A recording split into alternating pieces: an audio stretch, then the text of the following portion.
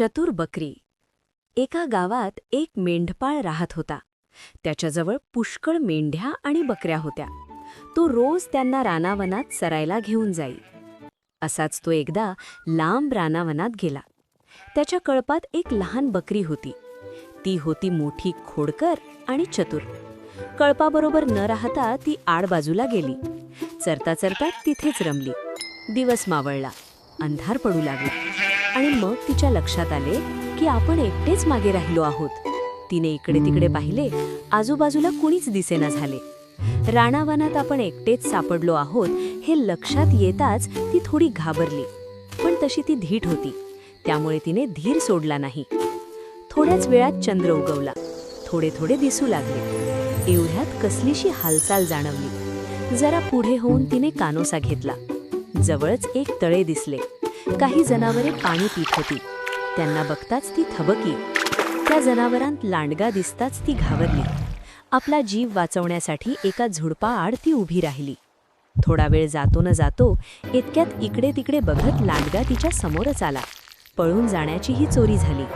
बकरीला बघताच लांडगा खुश होऊन म्हणाला, "वाह, आज झक्कास मेजवानी मिळणार.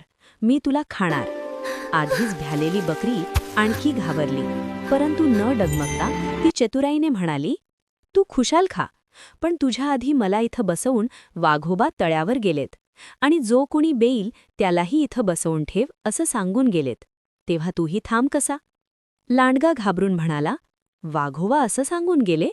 बकरी म्हणाली, "हो तर, येतीलच इतक्यात. ये, बेस बेस." "बेस काय, वेडी का शहाणी? मी आपला दुसरीकडेच जातो कसा?" असे म्हणून लांडग्याने पळ काढला. चला, एक संकट तर टळलं. असे बकरी मनात म्हणते न म्हणते तोच समोरून येताना कोणीतरी दिसले.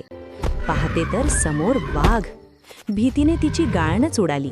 आता लपणार तरी कुठे, जाणार तरी कुठे? तिच्या रोखाने संथ पावले टाकत वाघोबा मोठ्या दिमाखात येत होते. तिला पाहून वाघाचे डोळे लकाकले. मोठ्या खुशीने तो म्हणाला, "वाह, आज झक्कास मेजवानी मिळणार. मी तुला खाणार." तो खाणार यात शंकाच नव्हती. पण सगळा धीर एकवटून ती म्हणाली, "महाराज, आपण मला खुशाल खा, पण मग?" एक डरकाळी फोडून तो म्हणाला, "पण मग काय?" अधिकच नेटाने ती बोलली, "आता सांगू तरी कसं? हे पहा, तळ्यावर पाणी प्यायला वनराज गेलेत. ते येतीलच इतक्यात. मला बसवून गेलेत." "कोण? वनराज? म्हणजे सिंह?" असे वाघाने विचारले.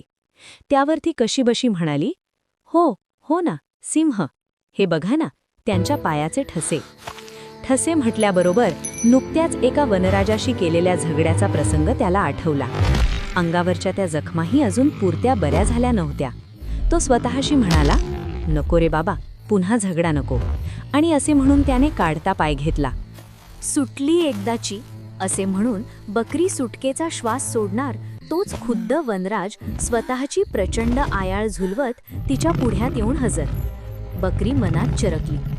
काय करावे या विचाराने गोंधळून गेली. वनराज मात्र जिभल्या चाटत म्हणाला, "वाह, आज झकास मेजवानी मिळणार. मी तुला खाणार." बकरी कशीबशी म्हणाली, "महाराज, आपण खुशाल खा, पण मग?" एक डरकाळी फोडून वनराज म्हणाले, "पण मग काय?" ती बोलली, "आता सांगू तरी कसं? हे पहा, तळ्यावर शिकारी पाणी प्यायला गेलेत." शिकारी हा शब्द कानावर पडताच वनराज गडबडले. "कोण शिकारी?" "साधे नाहीत महाराज, बंदूकधारी." "काय म्हणतेस?" वनराजांचा आवाज खाली आला. ती चढ्या आवाजात बोलली, "होय महाराज, तुमची शिकार करता यात्री म्हणून त्यांनी मला मुद्दाम इथं आणलंय. मला खायला म्हणून तुम्ही येणार आणि त्यांना आयती शिकार साधणार." वनराज स्वतःशीच म्हणाले, "अरे बापरे, असा डाव आहे तर." आणि पुढचे बोलायला ते तिथे राहिले नाहीत. "हा हा" म्हणता त्यांनी धूम ठोकली. बकरीने सुटकेचा श्वास सोडला आणि थोड्याच वेळात दिवस उगवला.